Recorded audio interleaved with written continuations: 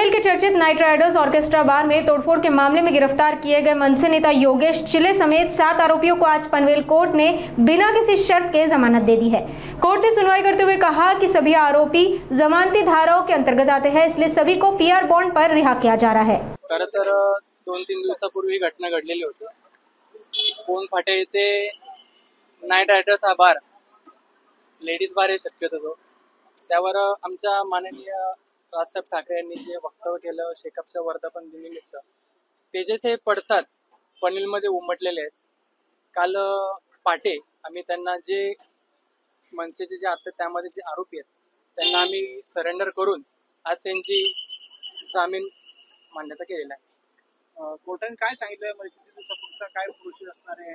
आता सध्या तरी कोर्टाने असे निर्णय दिले आहेत की पीआर बॉन्डवर सध्या सर्व हे महाराष्ट्र सैनिकांना सोडण्यात आलेलं आहे।